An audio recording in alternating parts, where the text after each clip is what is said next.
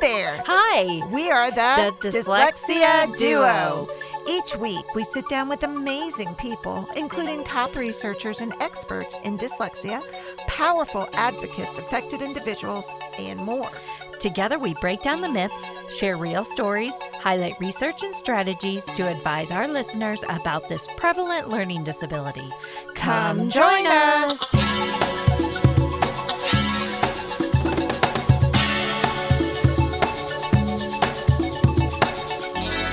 Hey, Melissa. Hey, Amy. So we have a very special guest. She's part of our world. You know, what is that? I don't know, Little Mermaid or something like that. But she's part of our world in our Alta Society. So go ahead and introduce yourself to everybody, Rebecca. Hi, my name is Rebecca Bush. I'm a CALT, so I'm an academic language therapist and licensed dyslexia therapist. And I work with kids, but I also mostly work with parents. So I help them understand what's going on with their child, with dyslexia, the journey, all of that. And I am a new author. My book just came out about 2 months ago, Dyslexia and Your Newly Diagnosed Child. For anybody watching on YouTube. I got my copy too. Awesome. So let's kind of start a little bit about your journey before we jump into the book. What was your journey? What made you decide to pursue your CALT? Yeah, so I think like so many of us, I was a classroom teacher. So I started off in pre-K, K1 mostly, and I just kept seeing these kids that were struggling. And I had great support on campus. I was really lucky with that, but I just felt like it wasn't enough and I didn't know what to do about it. So I just kept studying. I actually first got a second master's in advanced literacy. So I'm also a certified reading specialist. And actually that wasn't enough. So I was like, all right, what am I supposed to do with this kid sitting across the table from me? So I ended up finding House Education Center here in Houston. And, you know, years later, here I am with my CALT and my dyslexia therapy, and I love it. I think you're like so many of those teachers that I work with that they got their bachelor's, they got their master's, and they still didn't know how to work with some of these kids sitting across from them. They did all the things that they were supposed to do, and the questions that they had weren't getting answered. And that's how a lot of the people that I work with end up getting their CALP or their CALT or anything like that. Yeah. Okay, so you mentioned that you had some experience as a reading specialist in another realm.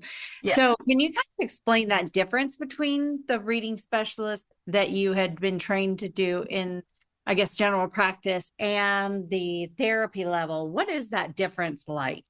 Yeah, and actually there was one big moment that was my aha that led me down the CALT path. I was towards the end of my practicum to be a reading specialist. So I have a master's in advanced literacy. I did the practicum, I'm licensed with the state, and it was good. I learned a lot about coaching teachers, a lot about sort of general pedagogy, about how to structure curriculum, stuff like that.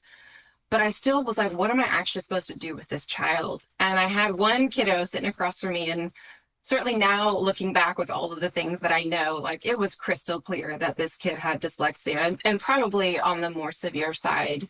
Oh. And I remember sitting there doing all the things I'd been told to do, you know, doing all of my reading specialist practice. And I put the book in front of her that she's, you know, quote, supposed to be able to read. And she burst into tears. Oh. And I'm like, you know, right into my heart sinks. And I'm like, okay, this isn't enough. So to answer your question, Melissa, I am a reading specialist. I went through the whole process, you know, I'm certified, and it just wasn't enough. It wasn't deep enough. It wasn't structured enough. You know, we can go into the whole balanced literacy thing, and there were still pieces of that in the program I was doing. It wasn't that long ago. I think it was 2016 to 2018 was when I was doing my master's for reading specialist. It was really good information. It just wasn't enough. Yeah. Well, you know, I think about when I help my students, and I didn't have any other training. I basically went from my elementary education to dyslexia therapy, and I don't really know what that would have looked like. So when I think about my parents and people that I work with, trying to help them understand what dyslexia therapy looks like and why it's different and why it's so important, I think that there is still that huge gap that I would love to be able to close. And I don't quite know how to do that, except for just maybe bringing people in and showing them what lessons look like, showing them how it is so different. Do you have a suggestion on that? Yeah, the one thing I say a lot is the written language works for everybody, right? I mean, the written language itself doesn't change. So the way we're going to teach it is going to be pretty similar. I'm talking specifically about English, right? It doesn't matter what kind of learner you are, our code doesn't change. The difference is how your brain is going to process that code, right? And that's where our instruction is going to shift to be more intensive. So the big difference between classroom instruction, tier one, even small group that a teacher may be doing versus reaching that therapeutic level is that intensity. We're going to be so much more explicit. We're going to be way more hours on the practicing side, right? We're going to bring in all of the tools. So we're being super multisensory. We're just way more intensive with every little piece that we're doing, because a lot of times written language isn't intuitive to the brain of somebody with dyslexia. You just made some very important distinctions between what we do at tier one to tier two to tier three. And a lot of our kids that are at the tier three, if they're in special education for anything that's reading, what is it? 80% of the reading difficulties are dyslexia. Isn't that what I've heard? I think it's something pretty high like that. So I think you've made some very, very important distinctions, because I'll hear people say, oh, she's a dyslexia tutor. I'm not a tutor. I'm a therapist. And in fact, it's gotten so to the point where my husband's like, is your tutoring, I mean, your therapy student coming today? I'm like, yes, yes. Very good, very good. Well, let's kind of jump into your book, because you've answered some of our other questions by your great responses. Dyslexia in your newly diagnosed child. Congratulations, by the way. This is a dream of mine, is to write a book on some area of dyslexia. I have in the back of my head, I want to do a children's book somehow, somewhere, someday. I don't know how. But what made you decide, well, first, what made you decide to write this book? And secondly, do you think it's ever going to be on audiobook for our parents who might be dyslexic? Yeah, so I'll actually answer your second question first, right? We know there's that genetic component, right? So if the parent has it, it's kind of 50-50 that the kid's going to have it. And so that was the very first thing I said to the publisher when I was signing the contract. I was like, this has to be an audiobook. Oh. And they're like, yeah, we'll see. So I would love for it to be an audiobook. I've always put that plug out there. So I've been I started my private practice working with, the dyslexia therapy and academic language therapy back in 2017, 2018. And pretty much straight away realized, yes, these kids need a lot of support, but man, so do their parents and their families, right? Like they are just as lost. And so I've always incorporated that piece into my practice. And every time I had these conversations with parents, it was like, why didn't somebody tell me this sooner? And, it was probably like the bajillionth time I heard a parent say that. I was like, let's just write a book. Wow. No, that's awesome. There's been many times in my career that I've always thought, because I make the joke apple and tree when it comes to our dyslexic students. If the child is dyslexic, there's a pretty good chance that the parent's dyslexic too. I would love to have like some kind of adult literacy, like at night after work, where they could come in and get the training, the education, the reading and writing skills that they need. And we know that the adult's needs are very different than a child's need, but I would love to do something like that. So love it. I think this is a great resource. And if y'all are listening to the podcast, you need to go get Rebecca's book, Dyslexia and Your Newly Diagnosed Child, Parenting Essentials, Tips, and Strategies to Help Your Child. Okay, so those first few weeks after diagnosis, whenever I'm in a meeting and I'm there, part of the committee, deciding if somebody has the identification of dyslexia, I get so excited. I'm like, yay, we can help them. But it can feel very overwhelming for parents. And that is something I needed to take a break on and make sure that I understood that. So as far as you're concerned, and what you've done in this book is you're kind of helping the parents understand all those different steps, all the different things to go through. What are some of the first things that they should do once they receive that identification? Yeah, parents really start this parallel journey with their child, right? And I'm just like you. That diagnosis is something to celebrate because now we can get started, right? Hopefully we would have started before, but at least now we can start. So I always say to parents, first of all, just take a deep breath, right? Like take a moment to celebrate how far you've come because you've probably been recognizing your child's struggle for a while. Maybe you had to fight the school system to get that diagnosis in place in the first place. So just, hit pause and celebrate where you are right now, and then learn everything you can. Learn everything you can about dyslexia, about your child's school, about the state laws. As soon as you get that diagnosis, the parent has to become an advocate. And the best way to be an advocate is to just learn everything you can. Absolutely. That's a great explanation. So your book's only been out for a little while, so maybe people haven't had the opportunity to read it. And it's an easy read, y'all. In my opinion, it's an easy read. It's not like picking up a chemistry book and everybody expecting you to understand it. That's always kind of what I compare that to. Chemistry was my nemesis in high school. But picking up a chemistry book and trying to open it and understand it, it's pretty easy to understand. So if we have somebody who maybe hasn't read your book yet, what's your interpretation of the emotional and maybe the school-based side of dyslexia? How do you help parents balance between the two? Yeah. Well, first of all, thank you for the compliment. That means a lot. There is that emotional journey, and we have to recognize that as a part of the dyslexia diagnosis, right? Because when we go to school every day and we know we're going to be expected to do something in almost every class that we know is really hard for us, of course we're going to not want to go. Our self-confidence, all of, these huge ripple effects. And we see that with the parent too. And so they oftentimes are kind of going through their own little journey of, well, what's my child's future going to look like? Maybe they won't love to learn books. Obviously, we've talked about the genetic component. Sometimes there's that almost like negative flashback of when the parent was in school and all of the things that they had to struggle through. So it really is just recognizing whatever you're feeling in the moment is okay, right? Like feelings are normal, feelings are good, but we're going to figure out how we can move forward through that. So part of the work that I do is helping parents just sort of understand all of the pieces that could be going on. And that's in the book as well in part 2, where we walk through all the different challenge areas. But it's just letting the kid have their own process too. And if we get to the point where we need to work with a mental health professional, maybe we're looking for a play therapist or the parents are looking for some sort of family support. But really, it's just recognizing that it's normal, it's okay, and you're just going to be able to work through it. And at the end of the day, your kiddo is still the same little baby boy or baby girl that you've loved your whole life. It's just you have new information about them. I found that so many times that when I've worked with a student who just got diagnosed or got the identification, they almost feel relief too to have an answer. And I don't know if you have tips on what parents could do to help support that as well. I know for parents, sometimes that's tricky.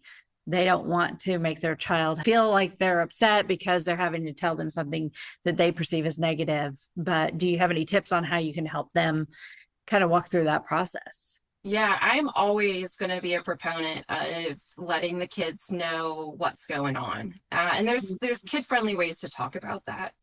So oftentimes going into the whole diagnosing process, you can talk with the kiddo and say, hey, you're going to go meet this special teacher or Dr. Sarah or, whoever it's going to be, and just say, we're going to take a look at what's going on with some of the stuff inside your brain. And this is a teacher or a psychologist who's going to be really good at helping figure out how your brain works when we're reading and writing.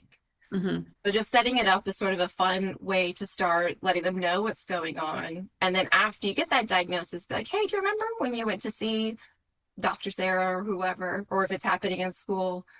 Well, they were able to find out some really cool stuff about how your brain works. And I know that reading has been a little bit of a challenge for you, and that's something we've been working on. But now we have a better understanding of why. So there's this thing called dyslexia, and it means that your brain just works a little bit harder when you're learning to read. I think that's a very good child-friendly answer for our kiddos. I really do. Because I'll listen to some teachers that go, well, this is happening in your brain. And they're going all through it. I'm like, oh my goodness, no, hold back. That's a lot of information. It's a lot of information for me, let alone a child. So I think that's really, really good. So thinking about your book, and I think I'm still in part one, I can't remember. Is there a theme or something from the book that has resonated with your readers so far? Something that people are coming back to you and saying, oh, I really made a connection with this part of the book? Well, I think the thing I've heard from everyone the whole way through, you actually already said yourself, Aimee, how easy it is to read and how easy it is to understand. And I think that was one of the hardest things, like even you just pointed to, there's some pretty complex stuff going on when we talk about all of these things. But how can we sort of break that down and make it digestible?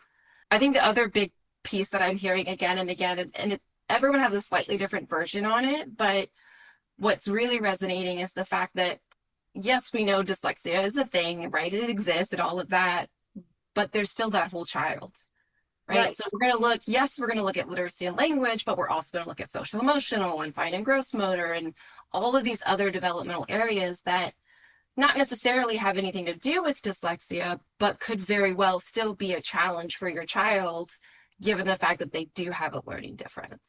And I did read this part in your book. I loved how you address possible comorbidities. So that was an excellent piece to bring up. And I love how you said it sounds like it's a scary word, but it just means it could coexist with Yeah. dyslexia. Can you talk to our audience about some possible comorbidities with dyslexia? Yeah, I mean, any learning difference, especially dyslexia, which we know is the most common, it rarely comes by itself, right? There's usually, I always say there's something swimming along with it, right? So it could be another specific learning difference. So dysgraphia, writing, dyscalculia, math. It could be ADHD. Those are going to be your more common ones. Are going to be one of the specific learning differences and or ADHD. But if nothing else, oftentimes anxiety at the very least is going to come along with it. And I categorize that type of anxiety really as what I call academic anxiety. It's going to pop up when we're in an academic setting or being asked to do an academic task like homework, right? That affective filter is going to go sky high and we're like, whoa, it's going to be hard for me. And then little brain goes into overdrive. Yes, there are people that just, quote, just have dyslexia, but it's Very not that few. common. Very few, very few. It typically coexists with something else. And I loved, and this is another part I was reading earlier today. I came in from church and I just started reading through your book. I was like, yeah, that's a great point. Yeah, that's a great point. You were talking about the various stages of reading acquisition, I believe. And one of them was kind of that almost self-realization, like from ages 7 to 9, about how you read, how you process, and things like that.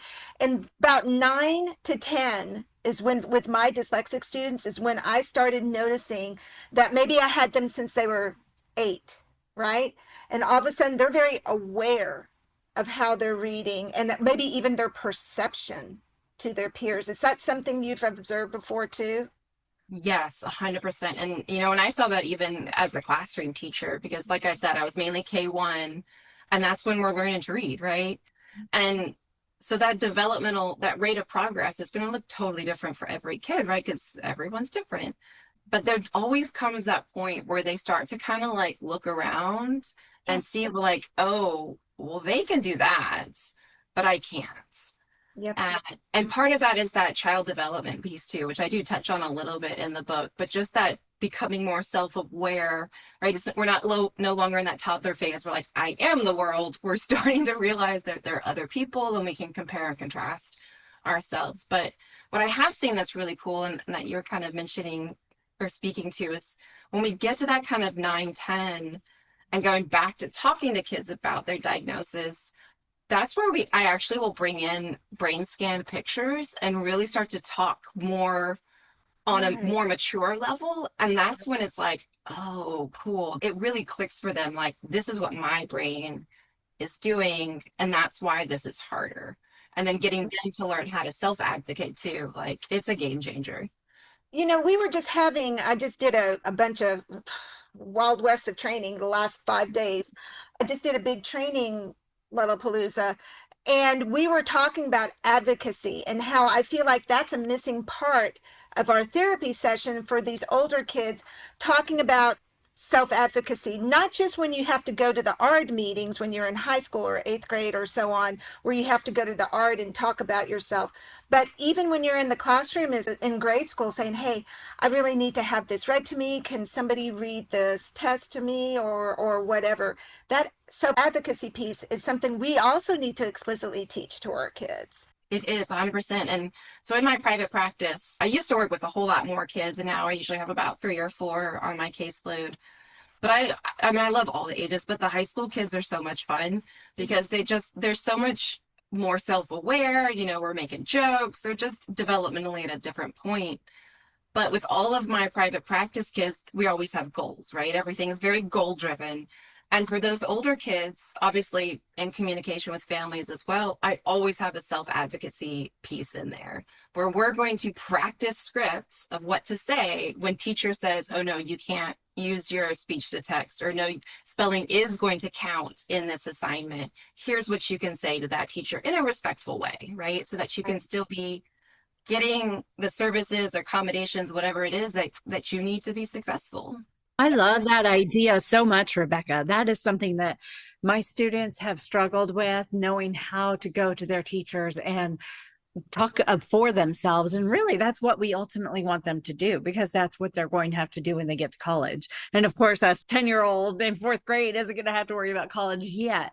But to build those skills to get them up to that point where they can advocate for themselves is huge. I love that idea.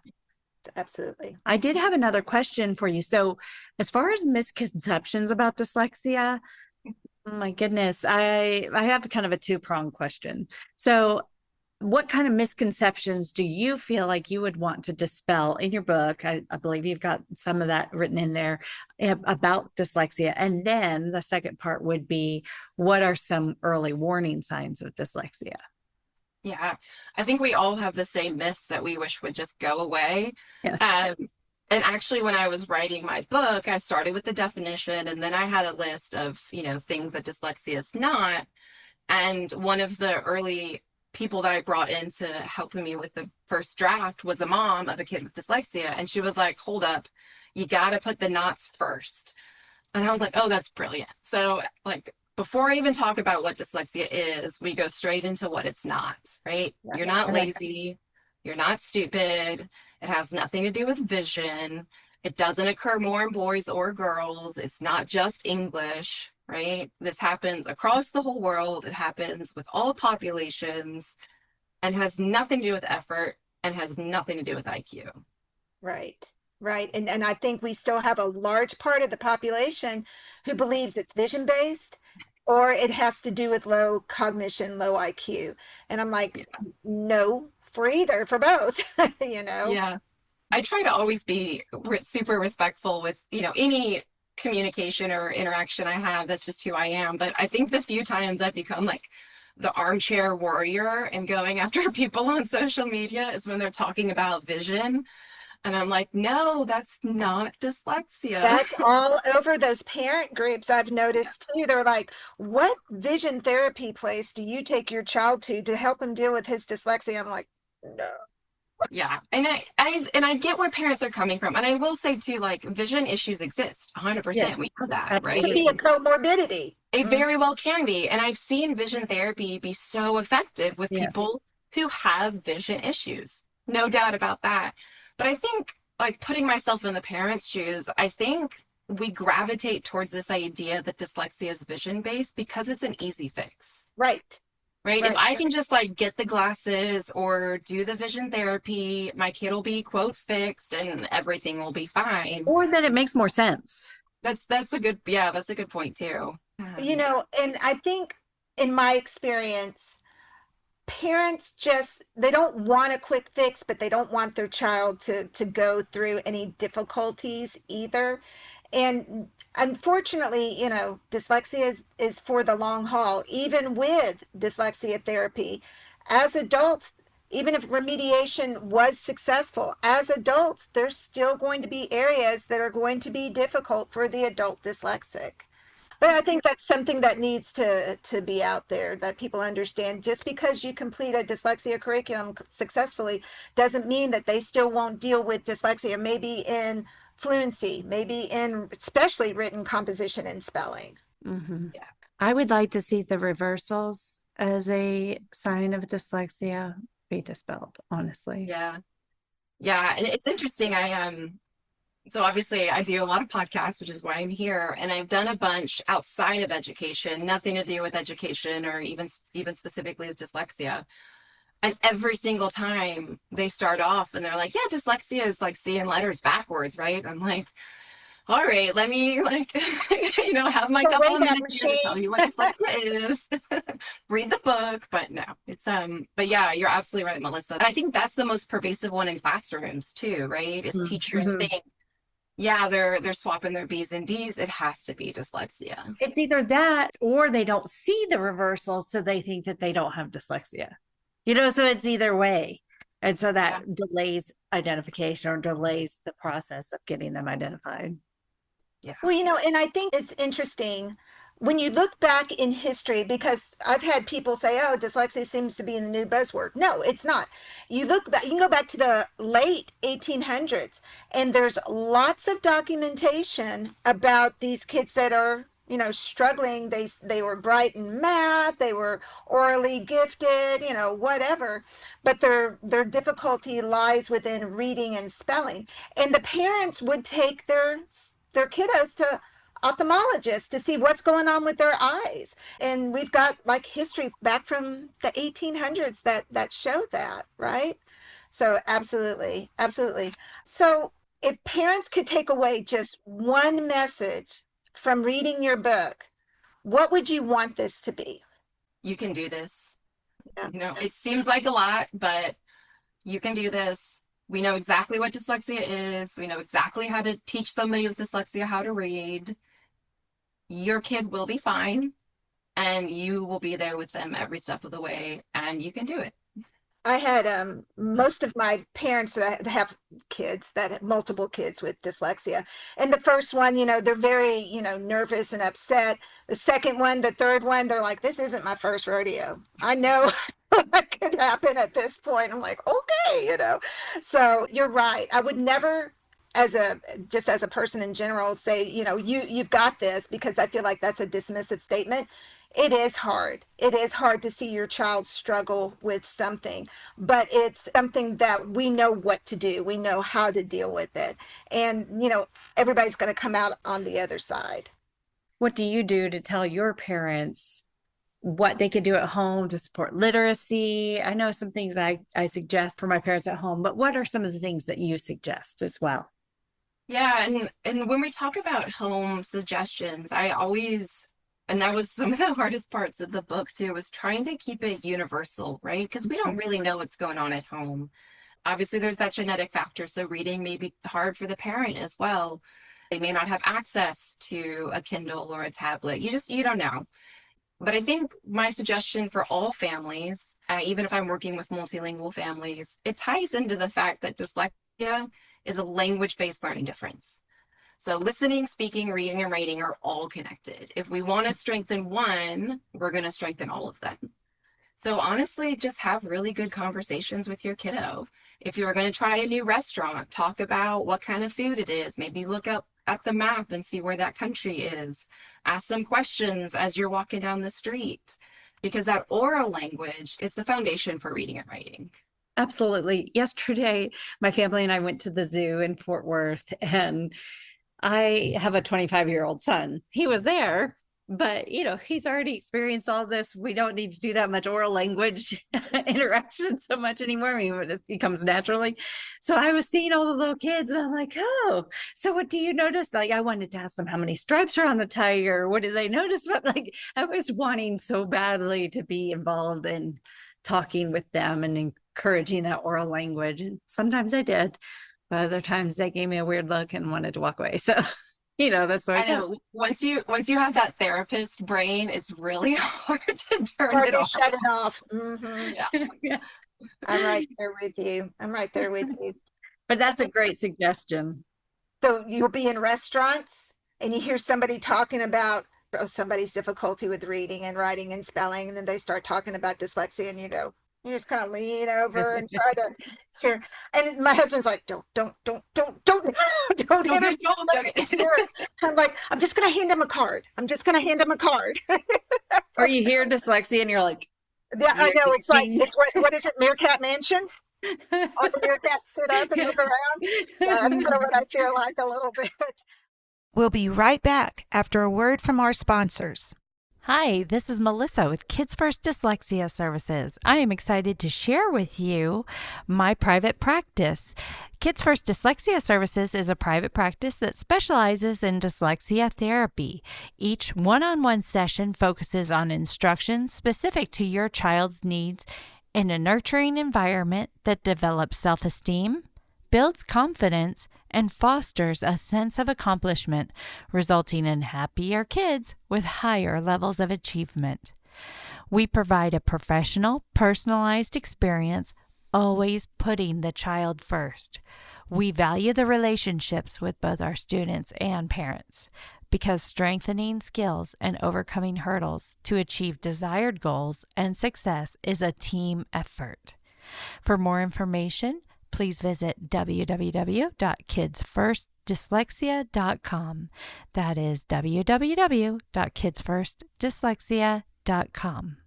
Hi, this is Aimee Rodenroth, and as part of the Dyslexia Duo podcast team and owner of Discovery Dyslexia Services, I want to talk to you about my business. Our CALT-trained team offers expert virtual or in-person therapy located in Prosper, Texas, using proven dyslexia curricula like Take Flight, Build, MTA, Alphabetic Phonics, and Reading by Design. We also provide crucial independent evaluations and advocacy services. Don't wait. Empower your child today. Visit www.discovereed.com to learn more. That again is www.discoveread.com. Discovereed, covering all your dyslexia needs. Let's return to the show. So, thinking about supporting our kids with dyslexia. So, any parent or maybe even an educator who is kind of new to this dyslexia thing, what are some of the earliest warning signs of dyslexia in a student or in a child? Yeah, I mean, and carrying on with that language-based learning difference, we can see it come out even at 3.5, 4. So it's tricky because a lot of this is sort of typical development, but is it going on longer than we want to see it, right? So are we swapping sounds in words, like saying animal, aminal instead of animal, rhyming when we move into pre-KK? Are we having a hard time learning rhymes? Do they just not make sense to us? Obviously, when we're moving into K1 and we're actually learning letters and sounds. And so watching all of these things and really just seeing, is it taking longer than it should? And is the effort going into it way more than we would hope to see for a kiddo at this age and stage? Yeah, and for sure, I have a lot of parents that when their child comes up, maybe they're flagged on a screener, and I'll say, well, do they know the letters of the alphabet? They're like, yeah, they can sing the alphabet song. Okay, that's not knowing the letters of the alphabet. That's not that one-to-one correspondence you need to have between the letter and the name.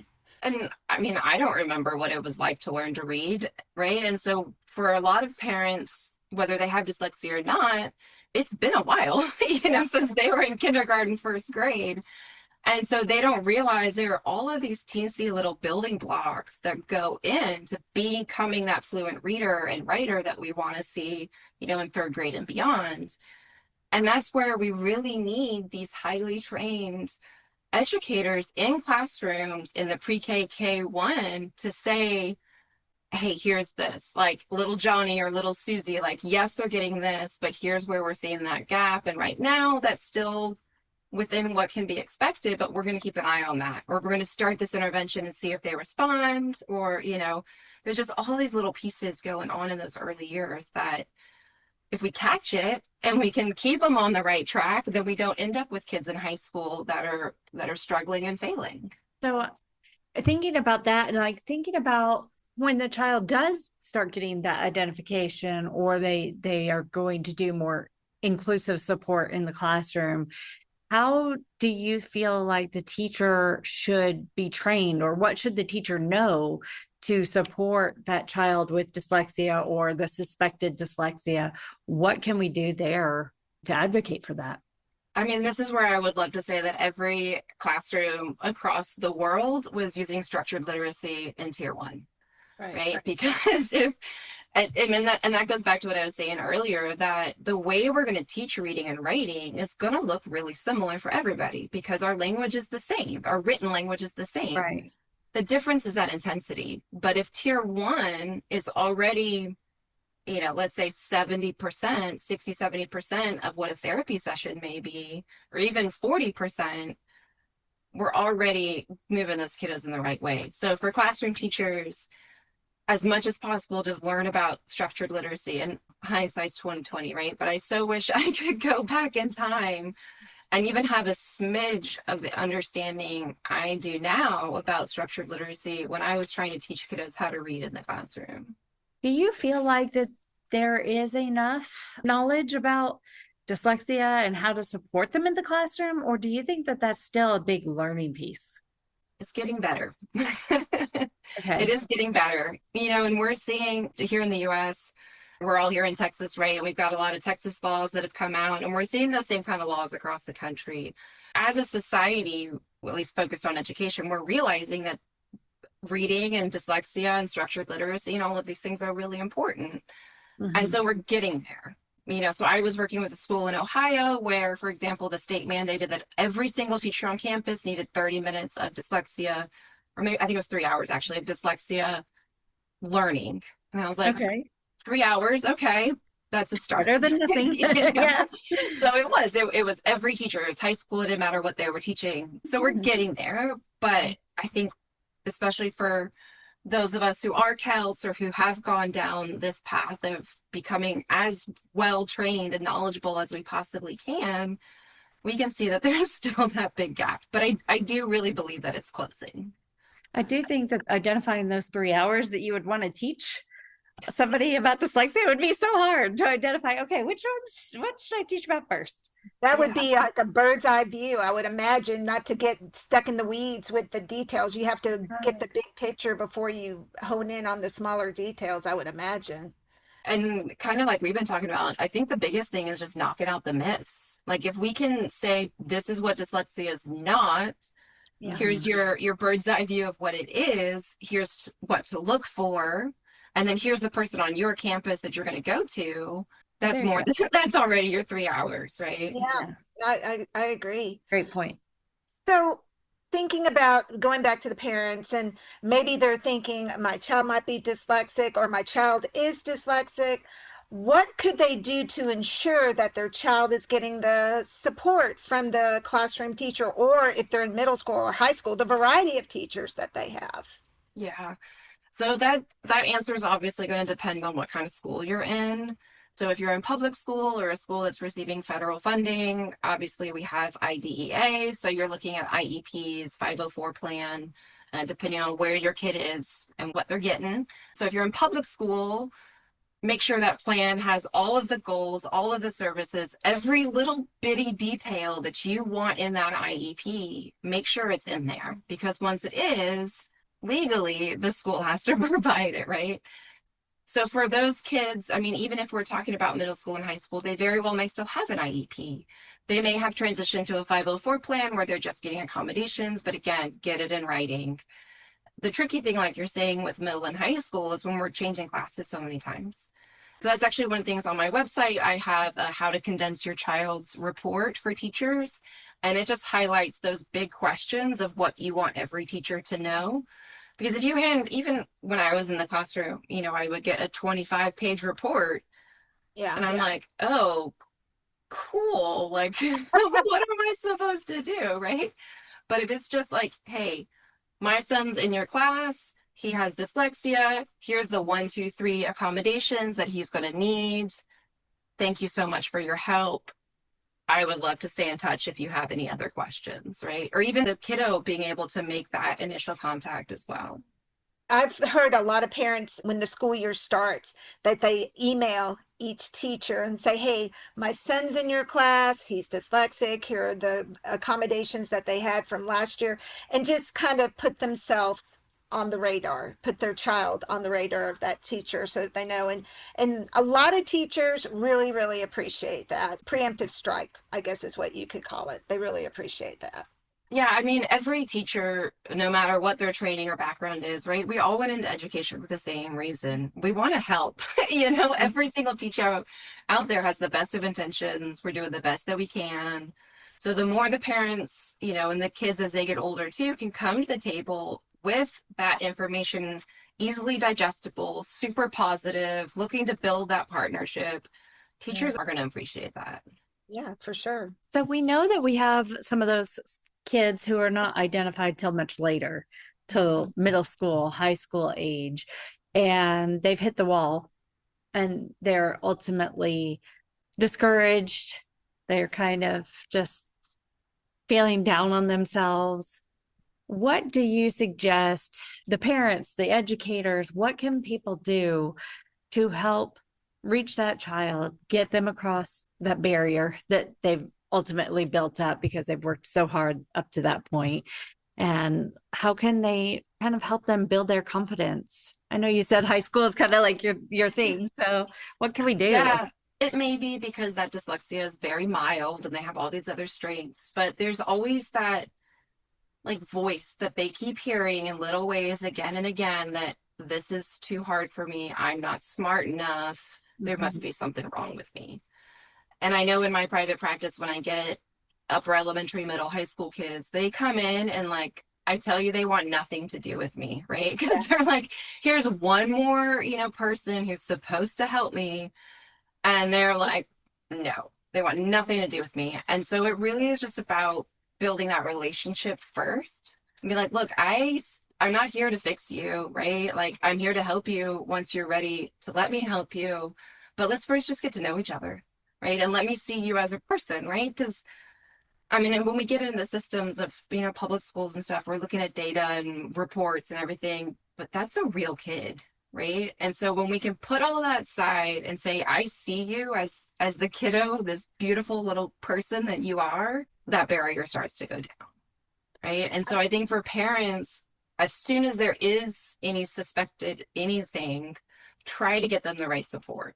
Because I know in my private practice and with the families I've worked with, the kids pretty quickly see that quality intervention works, right? And then they're going to want to do more of it. They're motivated. And then also, of course, helping them find things that they're really passionate about, find whatever it is outside of school that's going to be their thing, and let them rock on with that. And let's just get them through school, right? And then they can do what they want with their life and be successful. The last guest or the last release that we just had was with Lita Palmer. And I don't know the age of the kid, but it sounds like it's an older kid. She said he would grumble, grumble, grumble, grumble, grumble, coming to see her. And then when it was time to go, he'd grumble, grumble, grumble because he had to leave. And it's that whole relationship thing, it's sometimes hard to get there, but once you're there, you're like, darn it, now it's over, Yeah. That's what we see, especially with our older kids.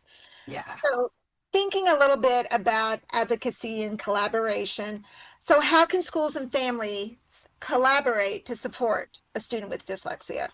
Keep the communication open, keep it positive, and try to keep it in writing. So anytime you have that conversation where you're asking for anything, followed up with the email, if nothing else. So for parents, documentation is going to be super important, right? Document everything. But I think also just realizing that, again, like everybody at this table wants the same thing. They all want that child to be successful. They're all coming with their own restrictions, right? Especially, again, if we're talking about public schools, there's only so much that they're going to be able to do realistically, given the parameters of all the different things. But I think for parents, it's just be prepared, be specific, document, and stay positive. And if you're in those moments, these meetings, as we know, can get pretty emotional. It is okay to say, hey, I'm going to take 5 minutes and walk outside and take a deep breath, go for a walk, whatever you need to do. The parents have that right. They can pause the meeting, even reschedule it for another day if they really need to. Parents have that right to do that. They do not have to sit there. They do not have to sign it that day. Right. They can take their time. And that's where parents just need to know what their rights are too, so that when they come into those meetings, they're prepared as much as possible. And they have the right to bring an advocate, and an advocate could be my mom. It doesn't have to be somebody who's certified. It can just be another set of ears. And that's kind of what I always say when it gets a little tense in those meetings. My own children who are not dyslexic but have learning disabilities, we had to stop and say, we're coming back to this another day so I can gather some information and talk adequately to this. So that is your right. Aimee, didn't we have somebody on our show a little while ago that said, always bring somebody with you to the meeting? That they said, no matter yeah, what. well, I know back in the Wayback Machine, Kelly Salmon Hurley Said said always bring it could be somebody. anybody. Yeah, and it could be anybody. She goes, shoot, you can text them. That can be your advocate. You can put your phone out. That can be your Yeah. advocate. They can She just listen on said the never go alone. Never Yeah. go alone, because you always want to have somebody to be another set of ears, Mhm. somebody to take notes for you. Like, just have that other person there. Because you're in the moment. And it's Mhm. like, deer in the headlights. You're just so trying to process everything that you're missing stuff. Yeah. And record it. You can always record. You have that right to record any meeting. Hmm. Especially in Texas. You don't have to notify anybody. You don't have to notify anybody in Texas. According to what I understand, the only person who has to know is you. Just Yes. one person. Oh, I forgot. I turned on my record button. Oh my gosh. Okay, so another question I have for you is about the dyslexia awareness. I keep going back to this because this is a passion of mine too. How do you see it evolving in schools and communities today, the dyslexia awareness? I do think, like I said earlier, I do think it's improving. And I have worked with families outside of the US as well. I actually taught abroad when I was in the classroom too. And I think globally, we're definitely seeing it's becoming more aware, people more aware of it. And some of the stigma around it is going away, which I Yeah. love, right? And it's just this, I think it's part of this bigger trend too of realizing everyone's brain is different, right? We're all different. And it doesn't matter. We can be accepted of that. So I think there's definitely more awareness of it. I know local branches of IDA or ALTA or Decoding Dyslexia, they're doing a really great job of doing the simulations, which Yeah. I Oh, think yeah. is super great, getting that into communities for parents and teachers to realize at least a snapshot of what it's like to have dyslexia. So we're getting there. We're getting there. I think that term neurodiversity is a really hot topic right now. And I know dyslexia kind of falls into that. So I'm really glad that that's kind of going out there as well. Yes. But I don't always want it to be just in the neurodiversity umbrella either, because it's kind of its own thing too, because there's so much lumped into the neurodiversity. Yes, I mean it's a giant term, right? And I think sometimes when people say, for some people, they hear that word neurodiversity and they immediately think autism. Yes. Right. Right. And that's, I think, a connection that's becoming stronger in some, social media and stuff like that. So you're absolutely right. Like, we want to be a part of this bigger community, but also dyslexia is its own thing, right? Mhm, mhm. Well, back when I first started doing this, in Texas, we only identified kids with no comorbidities, no ADHD, no autism, Oh, no wow. other learning disabilities. Yeah, I'm going the Wayback Machine, right? And it was just purely, solely dyslexia. But we know that we were missing a lot of kids who needed support when we did something like that. So I am actually kind of glad to see it kind of put into the neurodiversity label, because it used to be, then we started, saying, okay, if they're ADHD, yeah, that makes sense. And now we're saying, oh, if they've got some emotional social, that makes sense. Yes. Autism. I've had a few dyslexic autistic students in my setting. It's a different approach. I can't just use my traditional program curriculum. Even though I am therapeutic with my delivery, I have to be even more so with those kiddos, and be more careful when I do that. But let's talk a little bit about you. What has been, I bet this book is one of them, but what has been one of the most rewarding moments in your career so far? Definitely unboxing the advanced copies I of this. bet. Did you do a video of that? I did, but I cheated and I opened it up and I had my own little personal like, moment where I was just literally speechless. And then I actually taped it back up and did I the whole think thing. everybody does that. I think you're fine. I think everybody who writes a book opens it up and freaks out and then they redo it and then video it. Exactly, yeah. But yeah, I think that's certainly one of them. And I guess another big point. So, like I said, I taught abroad for a long time. I lived in Hong Kong for a number of years, and Oh, I was it was fun. And I was the founding director of a new school there. So I helped design the school. I won an international award actually for the stuff that I designed. Oh, And yeah, so that was seeing the kids walk through the door on that very first day of school of something that I was such a huge part of building. That was pretty cool too. that is very cool. Impressive. very rewarding. Yeah, thank you. And how long ago was that? So, well, I moved back to Texas in 2022, and the school opened 2021. The actual brick and mortar school was open for about a year before I left and came back to Texas. But I was in Hong Kong from 2014 to 2022. Wow. Wow. Yeah, a long time. That's Oh impressive. my gosh, that's a big difference between home and Yes. that, Yeah, I'm sure. Texas and Hong Kong are probably about as different as you can get. What was your favorite part about being there, other than the school? I just love how international Hong Kong is and how unique. There's nowhere else like it in the world. So if you ever get a chance to go, it's a very long way, but if you get a chance to visit, Hong Kong should definitely be on the list. Okay. I wonder how long that took you to get back into normal or into United States time. I shouldn't say normal, United States Takes time. about a week. Well, no, you lived there, so it may take longer than a week to kind of get used to everything again. Yeah, for the time difference, it's probably about a week, Mm. to readjust. But yeah, it's because it's the complete opposite. So it's 13 or Yes, 14 hours ahead, depending on the time of year. yes. So I'm getting ready to train teachers in China, and so I can only do like 3 hours in the evening with them Mhm. because that's their morning. And then we had a time change. I'm like, oh God, even worse than that. I would ask you, how do you stay inspired or grounded in this meaningful but emotionally demanding work? Yeah, so I mean, we know we've touched on the emotional piece of all of this, right? We know that the work we do is it's very heavy, right? So for me, a big part of it is being out in nature and being with animals. So I'm definitely a Texas girl in this way. Horses is my big thing.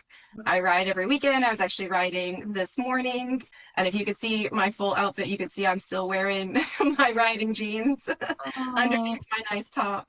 But yeah, I know that I need that time to really just ground myself so that I can bring the best version of myself to my sessions because it is, whether I'm working with a kid or a family, there's a lot of emotions and I have to be ready to co-regulate with them through whatever it is that they're feeling. Yes, absolutely. experienced that too. I just told my son this past week, I was like, I just go to work and then I come home. I go to work, I come home, go to work. And I love what I do, but I have got to find something else. Just get an outlet. I love going shopping, but I've already bought too much stuff. So I got to do something else. Maybe I should pick up riding horses too or something. There you go. So, what's next for you? You've published this book. This is pretty recent. I was reading through it and you had the 2002 definition. You said at the time of this publication. So I thought, oh my gosh, is she going to have to write another book with the Yeah, updated? and I mean, as we know, the new IDA definition came out, what, 3 weeks ago at this Yeah. point, which, It's was like, so, well, and when I was writing the book and working with the publishing team, I was like, we're publishing it like 3 weeks before IDA is releasing their new definition. And they're like, well, we can't change it now. So that's why. But yeah, so as far as to answer your question, I would love to write. I actually have two other books in mind that I would love to write. So one is focused more on middle and high school kids. So Mhm. helping them, because we know dyslexia is dyslexia, right? But it looks different depending on where you are in your academic journey. And the other piece is really kind of diving more into that social emotional aspect of it. So I have a couple of like things that I've been sort of playing around with some of my parent coaching clients to see kind of these mind shifts that we might work through. And I would love to turn that into kind of a like chicken soup for the soul kind of Yeah. book for Mhm. parents of kids with dyslexia. Oh, that's brilliant. That's absolutely brilliant. Yeah, we were in the training thing that I was doing. Somebody had come up with doing a lecture on advocacy, like I was talking about earlier. And I was like, and she was giving me her ideas, and I go, you need to write a book. She goes, I don't know if I have a book in me. I said, it sounds like you do. Because, and you could even do like coaching and dialoguing with the students, what would you say if they said this? Because, some of our students, it might take a minute for those words to come to mind as to what they need to say to help advocate for themselves. So yeah, I love it. I want that to be my new hobby. Do you do advocacy videos or anything like that? Do you have something else? Yeah, so that's the more immediate project, I should say, is I am Yes, working on getting a bunch of classes on my website. So either free or very low ticket for parents and educators too, but just kind of walking through all of the same kind of stuff I talk about in my book. But everyone knows that we oftentimes learn better through video, so trying to get those out there and potentially working with some districts here in Texas as well to kind of get those out to a larger audience as well, which would be pretty cool. that would Mhm. be actually really neat. Very Yeah. neat. All right, so we have some questions that we didn't send you on purpose. Oh, okay. Ooh. So these are our lightning round questions, and we're calling it Quick Reads with Rebecca. Okay, so all right, you ready? Here's the first one. Just without thinking. Favorite book about learning or the brain? Proust and the Squid. Oh, gosh, that's hard. That's hard. Good answer. It's dense, but it's good. It's really good. Okay, go to comfort, coffee, tea, or soda you order during long therapy days. Chai latte. There you Ooh. go. A word or a phrase you'd use to describe dyslexic learners. Resilient. Mm-hmm. That's Agree a with good that. one. Audiobook or paper copy? Paper. We kind of talked about this next one. One myth about dyslexia you wish would disappear forever. Vision. Mm-hmm. Yeah, for sure. If you could design the perfect classroom for dyslexic students, what's one feature it would definitely have? Be super organized. That would require the teacher to be super organized. That would be hard. What's one piece of advice you'd give your younger self as an educator? That's a good one. Learn about structured literacy. Yeah, I agree. Yeah. Yeah. And let go of the small stuff. It doesn't matter. Right, I right, like that right, too. right. And I don't know, it's just because I'm getting, well, we're all getting older, but I mean, because like senior citizen status at this point. Um, and I am. I could go to the senior living now because it's from 54 up. And I was like, what? Anyway, Can you get the discounts at a movie or anything like that? You can. I get the discount at McDonald's. Not that I go to Oh, McDonald's, but I oh, get the okay. discounts there and all that. Not that I do it. I'm Uh, looking forward to those days. no, no, you're not. Anyway, yeah, because I'm not near as uptight, I feel like, as I was when as a younger person. I feel like I'm like, oh, whatever. I don't have time for this. I don't have time for this to bug me anymore. Okay, last question. What's one word to describe how you felt when you finished your book? Oh, relieved. That's what Casey Harrison said about hers too. She was like, I was just glad it was done. No, I mean certainly proud as well, but I think relief was probably the first feeling. Oh my gosh, I can't It must imagine. be exhausting. Yeah. Yeah. It was exhausting, but it was also super energizing. Like I loved the whole process of it. I also enjoy writing in general, but it was so cool to work through it. And the publishing team, the editors I worked with, they were fabulous as well. So Awesome. Well, you're living my dream right now. I want to write a book and I want to go around and talk about my book, but I got to write that book first. So That anyway, is a prerequisite. Yeah. you can't just keep it in here and talk about it. It's got to come out somewhere. Rebecca, thank you so much. You had been actually kind of on my radar for a little bit. I think I first saw you in my LinkedIn before we went to IDA. And then I was walking past your poster presentation. I go, hey, there she is. And I was like, I need to ask her to come on There I board. am. Yeah. And I mean, same. I've been wanting to reach out to y'all for so long. I love your show and all the guests you Oh, have on. So keep thank you. spreading the word. I love it. Are you going to Thank you. Alta this year? I think so. Yeah. Yes. Yeah. Okay, we'll be doing live podcasts again. So come on by. Oh, awesome. Okay. I'll come Okay. say hi. Oh, yeah, please do. I Okay. will. Well, this is fun. Thank you so much for your time. Yeah. Thank you guys. Thanks. You want to close it, Melissa? Sure. Okay. This is Aimee, And Melissa. and we're the Dyslexia Duo. We'll see you next time. Thank you. Bye. Bye. The Dyslexia Duo hosts are Melissa Dean And Aimee Rodenroth. The producer is Greg Rodenroth. Dyslexia awareness is so important. Please share with your friends, family, and anyone who needs to know more about dyslexia. Follow us on Facebook, Instagram, and X at The Dyslexia Duo. Thanks for listening. Bye.